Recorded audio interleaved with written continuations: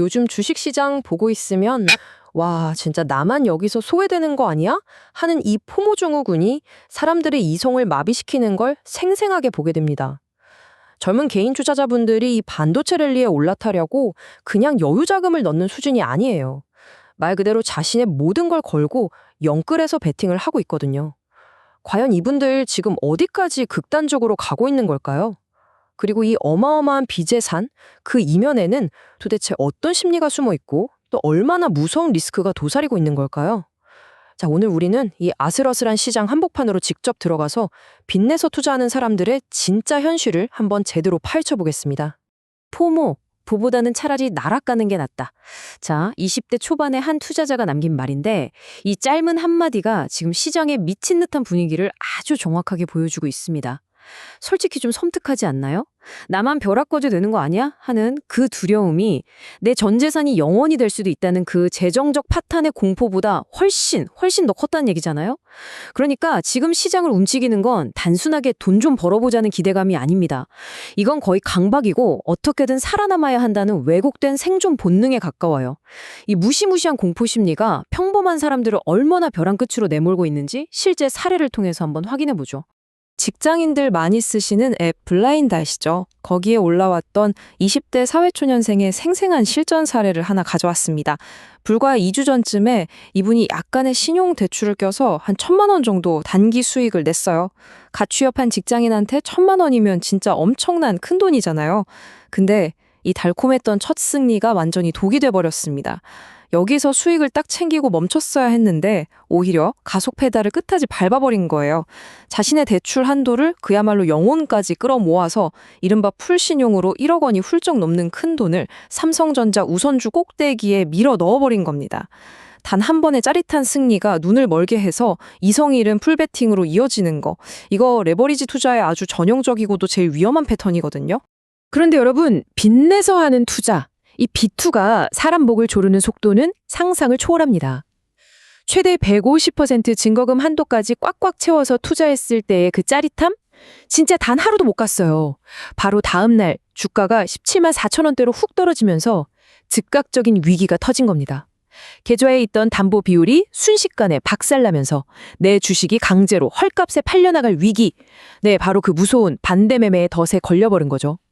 결국 이 사회초년생은 당장 급한 불 끄겠다고 그날 오후에 내 집 마련하려고 모아뒀던 청약 통장까지 깨고 추가 대출을 받아야 했어요. 불과 24시간 만에 천국에서 지옥으로 수직 낙하한 셈인데 이게 바로 레버리지가 가진 진짜 민낯입니다. 자, 방금 말씀드린 20대 직장인 이야기 들으시면서 아유, 저 사람 참 운이 없네 하셨나요? 안타깝게도 이게 결코 예외적인 개인의 사연이 아닙니다. 5월 12일 기준으로 우리 한국 주식시장 전체 신용융자 잔고가 사상 처음으로 36조 원을 돌파했어요. 네, 36조 원입니다. 정말 어마어마한 말도 안 되는 규모죠. 이 거대한 숫자가 의미하는 게 뭘까요? 지금 수많은 사람들이 너도 나도 앞다퉈 빚을 내서 불나방처럼 주식시장에 뛰어들고 있다는 가장 확실한 증거인 겁니다. 시장 전체가 스스로 거대한 빚의 늪으로 걸어 들어가고 있는 상황인 거죠. 근데 여기서 진짜 흥미로운 포인트가 뭔지 아세요? 이 엄청난 빚이 시장 전체에 골고루 퍼진 게 아니라는 겁니다. 사람들이 도대체 어디에 꽂혀 있는지 그 집중도를 들여다보면 상황이 훨씬 심각해요. 올해 전체 주식시장의 평균 신용융자 증가율을 보면 대략 32% 정도거든요. 사실 이것도 꽤 높은 수치긴 한데 삼성전자 딱 한 종목에 몰린 신용융자 증가율을 보면 무려 117.7%나 폭증했습니다. 시장 평균을 3배 이상 가볍게 뛰어넘는 압도적인 쏠림 현상이죠. 반도체 슈퍼사이클 온다. 이 말 한마디에 나만 돈 못 벌까 봐 무서운 온 시장의 자금이 그냥 맹목적으로 한 곳을 향해서만 질주하고 있는 겁니다. 이걸 증가율이 아니라 진짜 돈, 절대적인 금액으로 보면 더 기가 막힙니다. 키움증권 데이터에 따르면요. 오직 삼성전자 주식 딱 하나를 사기 위해서 사람들이 증권사에서 빌려 쓴 빚의 규모만 무려 3조 5,800억 원에 달했어요. 특정 기업 하나에 이 정도로 엄청난 규모의 빚이 겹겹이 쌓여 있다는 거, 이거 뭘 의미할까요? 그냥 단순히 와 요새 주식시장 뜨겁네 수준이 아니에요.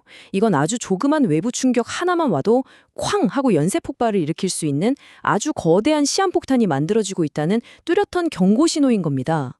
자, 이쯤에서 우리가 계속 얘기하고 있는 신용융자 거래가 정확히 뭔지 그 본질을 한번 짚고 넘어갈게요. 주식하시는 분들은 익숙하시겠지만 쉽게 말해서 내 예수금, 즉 보증금을 담보로 증권사가 주식 살 돈을 빌려주는 아주 직관적인 레버리지 도구입니다. 내가 가진 돈보다 2배, 3배 더 많은 주식을 살 수 있게 해주는 거죠. 내가 예상한 대로 주가가 팍팍 올라주는 상승장에서는 내 수익을 극대화해주는 마법의 지팡이처럼 느껴져요.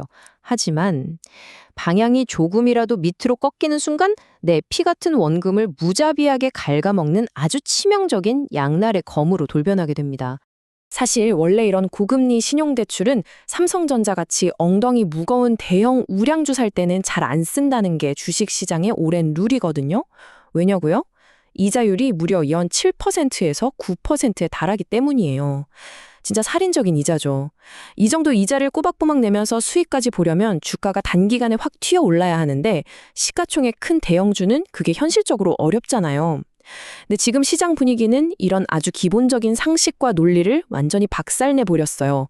7%? 9%? 알게 뭐야. 무조건 주가 폭등해서 다 커버해 줄 텐데 하는 이 맹신이 지금 사람들의 이성을 완전히 지배하고 있는 겁니다. 그렇다면 이런 상황에서 하락장이 오면 이 레버리지 수학은 도대체 어떻게 작동할까요? 여러분께 아주 현실적이고 간단한 질문 하나 던져볼게요. 만약에 여러분이 증거금률 150%를 꽉꽉 채워서 한도 끝까지 빚을 내서 주식을 샀는데 여기서 주가가 딱 10%만 빠지면 어떻게 될까요? 그냥 내 돈으로만 샀다면 10% 하락쯤이야. 며칠 좀 조정받나 보네 하고 그냥 멘탈 잡고 버틸 수 있어요. 하지만 레버리지, 즉 빚의 세계로 발을 들이는 순간 이 고작 10%의 하락은 완전히 다른 공포로 다가오게 됩니다. 이게 바로 빚내서 하는 투자가 가진 잔인한 수학의 실체입니다. 주가는 분명 고작 10% 떨어졌을 뿐이거든요. 근데 내 계좌에 있던 원금은 무려 30% 넘게 흔적도 없이 날아가 버려요. 바로 담보유지 비율이라는 아주 차가운 규칙 때문이죠.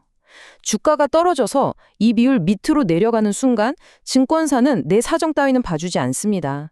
다음날 아침 장 열리자마자 시장가로 내 주식을 그냥 다 던져버려요. 그 악명 높은 반대 매매가 터지는 거죠. 내 주식을 가장 싼 가격에 강제로 뺏기는 거나 다름없는 겁니다. 빚을 내서 시장에 뛰어들 때만 해도 다들 머릿속에는 딱 한 가지 행복회로만 돌아가고 있었을 거예요. 상승장 올라타서 순식간에 몇 천만 원 벌어야지 하는 달콤한 기대 말이죠.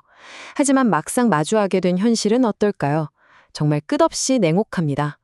주식하다 보면 당연히 겪는 짧은 조정장조차 버텨낼 돈이 없으니까 증권사에서 시도 때도 없이 날아오는 반대매매 경고 문자에 하루하루 피가 마르는 거예요. 내일 아침에 강제 청산 당하는 것만에 막아보려고 카드론 뚫고 마이너스 통장 한도 올리고 온갖 빚을 돌려막기 위해 동분서주의에 하는 진짜 숨막히는 현실에 부딪히게 되는 겁니다. 결국 시장이 걷잡을 수 없이 뜨거워지고 곳곳에서 반대매매 물량이 쏟아지면서 주가를 더 깊은 수렁으로 끌어내리는 악순환의 조짐이 보이니까 기관들도 다급해졌어요. 한국투자증권, NH투자증권, KB증권. 우리가 이름만 들으면 다 아는 대형 증권사들이 줄줄이 신규 신용대출 전면 중단을 선언하거나 조건을 확 까다롭게 만들면서 문을 쾅 닫아버린 겁니다. 이게 개인 투자자들 파산할까봐 걱정돼서 이러는 걸까요? 아니죠. 개인들이 줄줄이 무너지면 결국 증권사, 나가서 금융시장 전체가 흔들릴 수 있으니까 그 시스템 리스크로 번지기 전에 서둘러 자기들 살려고 방화벽을 치고 나선 겁니다. 자, 이제 오늘 이야기를 좀 마무리해볼까요? 나만 소외될지 모른다는 그 포모가 만들어낸 36조 원이라는 거대한 빚의 탑. 우리는 여기서 아주 중요하고 뼈아픈 질문을 정면으로 마주해야만 합니다. 이 아슬아슬하고 광기 어린 파티가 결국 끝나버리고 그 엄청난 빚에 대한 청구서가 날아오기 시작할 때 과연 가장 가혹한 대가를 치르고 벼랑 끝으로 내몰리는 사람은 누구일까요? 남들이 다 돈 번다고 해서 앞뒤 안 재고 뛰어든 그 화려한 상승장, 그 뒤에 숨겨진 차갑고 잔인한 현실을 우리는 절대 잊지 말아야겠습니다. 오늘 준비한 내용은 여기까지입니다. 함께해 주셔서 감사합니다.